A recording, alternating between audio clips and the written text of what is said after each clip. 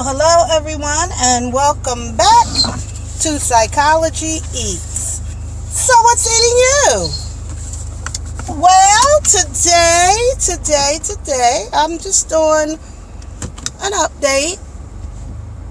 I appreciate those people who have been viewing my little clip videos.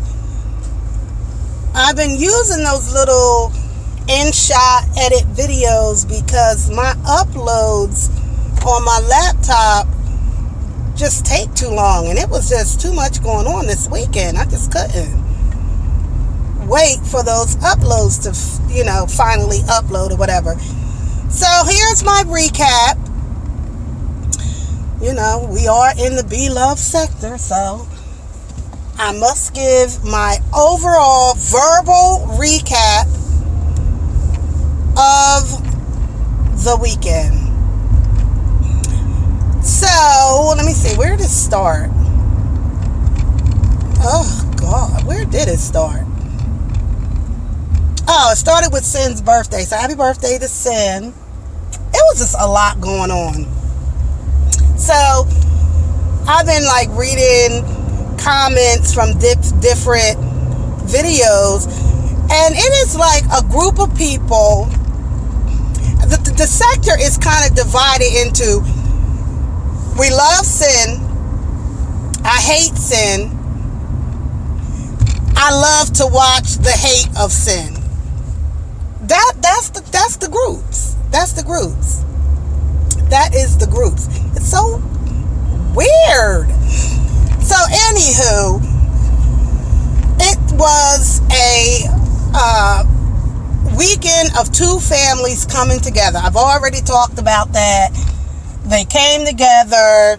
It was a lot going on. It's like having, when you have a family reunion, you have all these different events set up.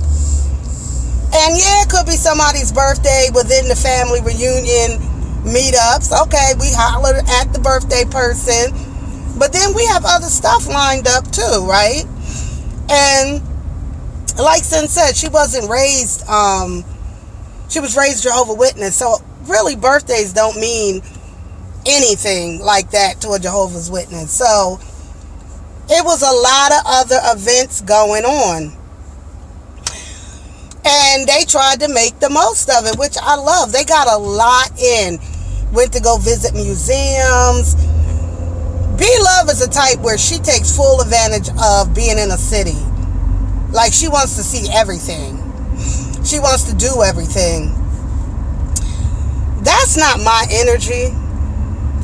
That's not my energy.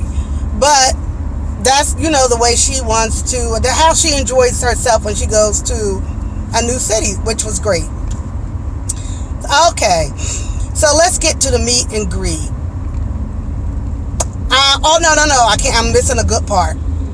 When they were at Sin and Walt's apartment, and Walt went live, and Blove and Walt shouted me out. I can't skip over that part. Yes, they did. They sure did. Yeah, you should have saw me scrambling to send a super chat. I got that super chat sent. I was like, thirsty. Yes, I was. So anyway, that was a fun little thing. Just family, just getting together and allowing all of our nosy asses to watch. Allowing us to watch, which we all did. And those of us who are content creators, who make reaction videos, about this family, we was like this. Now, if you're one of those people who don't like the family, you found a lot of negativity in the video. If you are one of those people like me who like the family, then you saw all the positivity out of the video. It's all up to your own perception. We all watched the same video and took from it whatever we took from it. Okay. So, starting last week, Blove started promoting that she was going to show up at this mall and come on over, y'all. Come to the mall. I'm going to be at the mall. And her 3 million, because she hit 3 million, so congratulations on that. 3 million subs. Y'all come say hi to me and Walt, Cindy, Darius, Zaddy, Dalvin, her other siblings. And I'm not trying to cap now. I'm really not. But when she was promoting that event last week, I was thinking,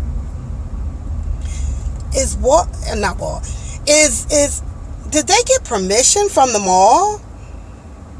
I wonder if Nate called the mall. Will the mall have enough staff to cover such an event? Because people are going to come. Of course, 3 million people.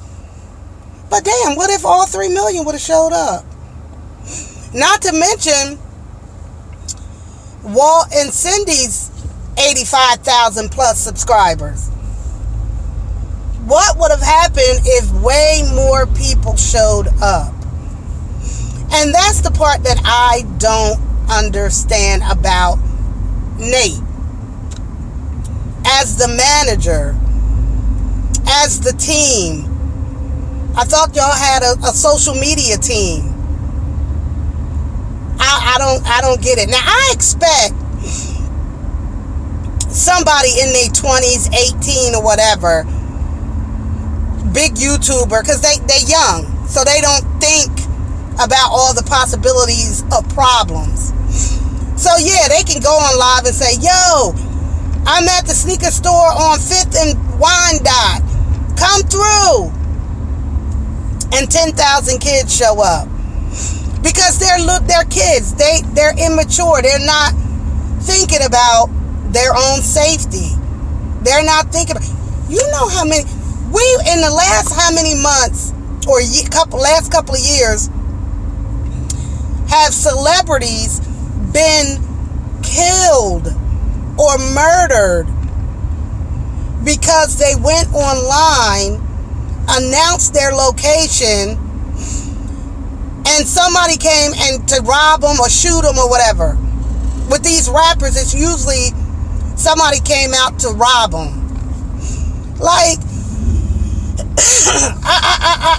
for the life of me, I cannot understand Nate and everybody. Like, I posted, basically I'm blaming Nate. I'm blaming Nate because you're the manager and you're the elder of the family. If nobody else got some sense, damn it, you should have had some. Why would you think that was okay?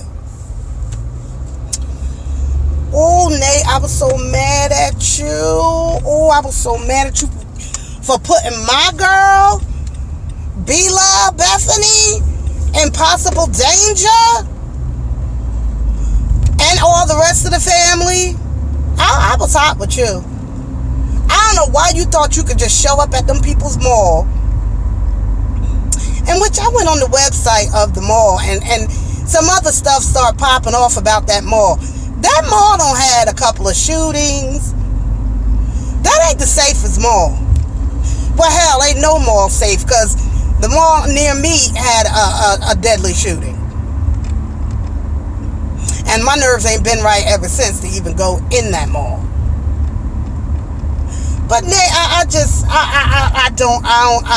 just don't understand why you thought that was going to be okay to do. The food court, them people, the food court was packed. Ooh, I'm spitting. The food court was packed, and not packed with people who came out to see Blove.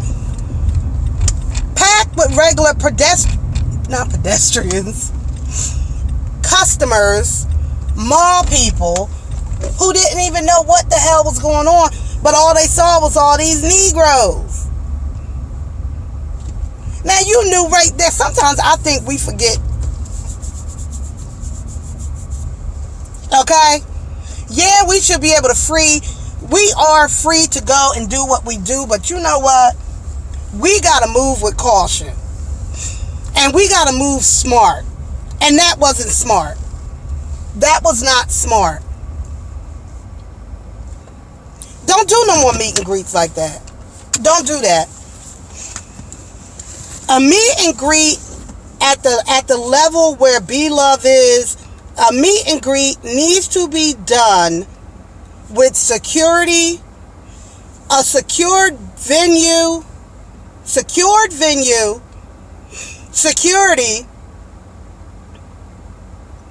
and the people who want to see her. If you want to do a free event, do a free event, but it needs to be limits.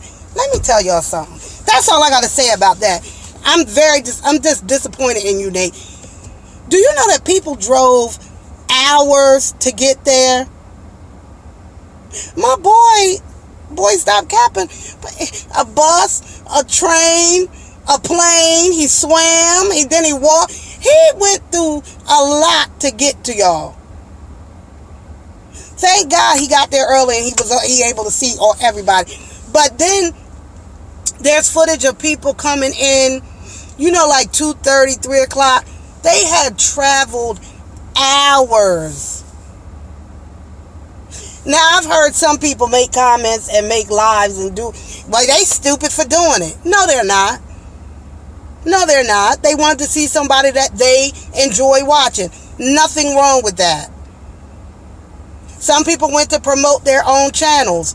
I found a few new channels because they were there at the event, and I've subscribed because I found their channel. So it was nothing wrong with people spending their time and their money going to see the family. There's nothing wrong with that. What was wrong, Nate, was how you didn't secure the venue and let them police put you out of there like that. I was embarrassed for you. And you cheesing, okay. Okay, my ass. People don't spend their money and time to come out there and then y'all get put out in 20 minutes. Lesson learned. I hope. Now see, I guess because I don't had so many years working with the darker side of humanity.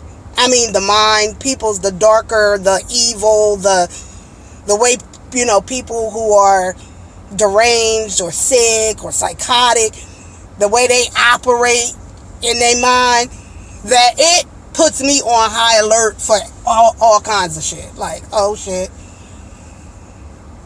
Do you know how many people may watch your wife and have built up a psychotic, delusional fantasy that she is their wife, or have some ill will toward any of your family members and may attempt to hurt them? Oh my God. The way all them people were surrounded and touching y'all and come picture over here. This could have been a knife. Easy. Hey, over here, knife. Don't put my Blove in a position like that no more. And Blove, you got to think too for yourself. Damn it.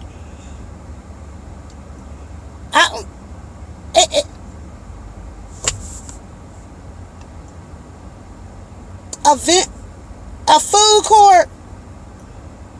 I swear to you, when they first said it, I was already like, a food court. I started thinking in my mind, food court.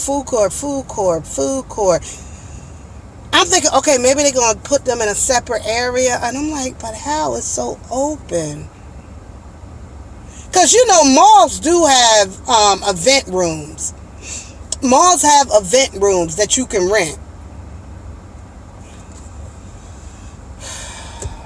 And they would have had you in an event room. Anybody who wanted to see you could have stood in line. You could have took your pictures. And that's it. Okay, I'm done with that. No, I'm not. One more thing. Cindy wore her mask throughout the whole time. A couple times she took pictures without a mask. Girl, I'm with you. I'm with you. I don't know if y'all notice or not, but C19's not over. She's still here. She's still in the air. And this little protection that they claim to have given us, I can't. I'm in large crowds. I'm right here in large crowds. You know? Nope. Over the nose. Over the nose. I can't do it. I can't do it. I was down at Jersey Shore the other Saturday. It might have been me and 5 other people with a mask on. Everybody else was... Y'all know Delta 19 is out here, right? Delta 19, Delta 20, Delta whatever she is. She's out here and she's killing people. And to have an event... Throw the whole event away. Throw it away. All right, let's move on.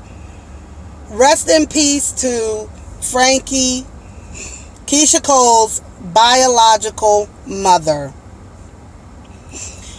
Keyshia was adopted as an infant by another wonderful, wonderful, wonderful family who raised her.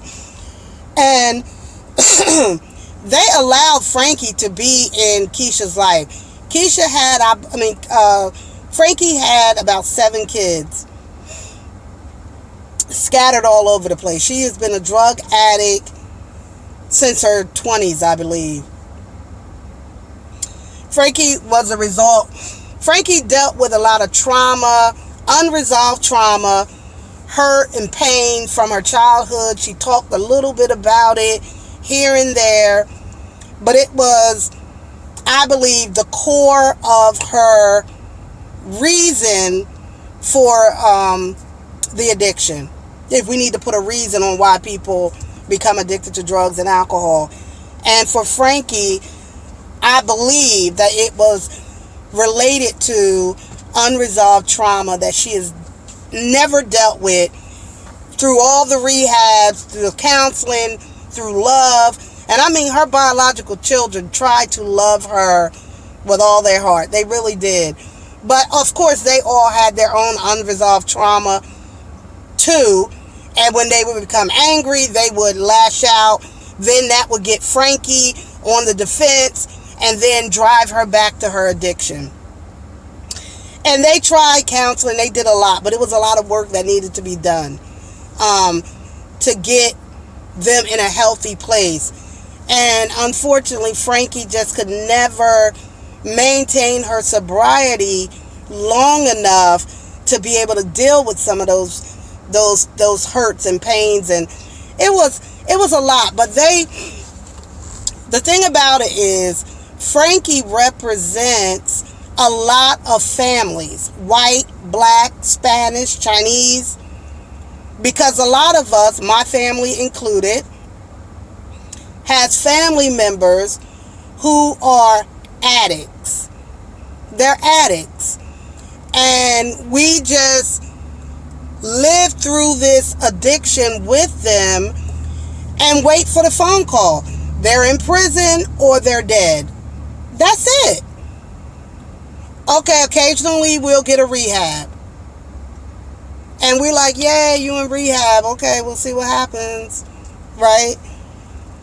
So, Keyshia and her and the other siblings, are going to go through another level of trauma and pain and hurt with the loss of Frankie.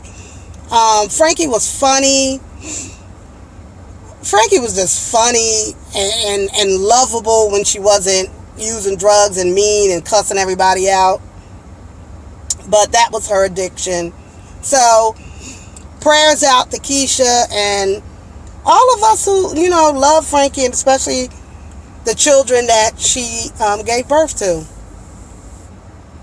That's all I wanted to say about Frankie. I had something else.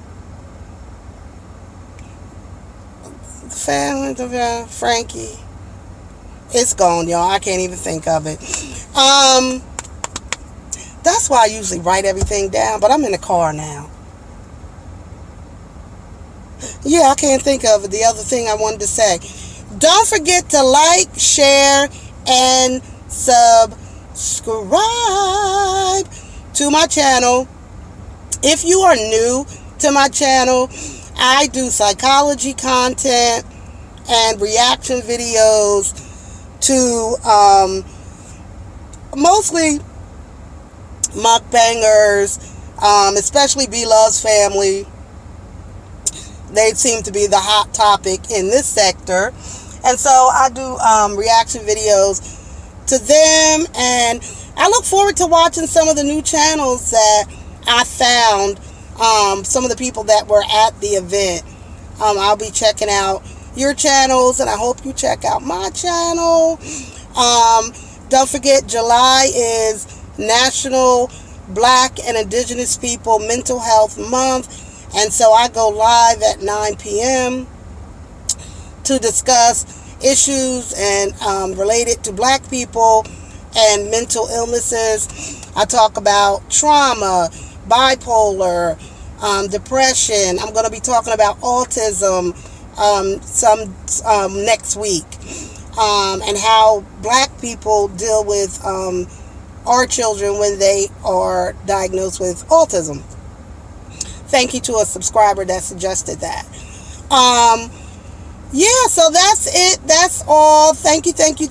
And I will see you at my next video.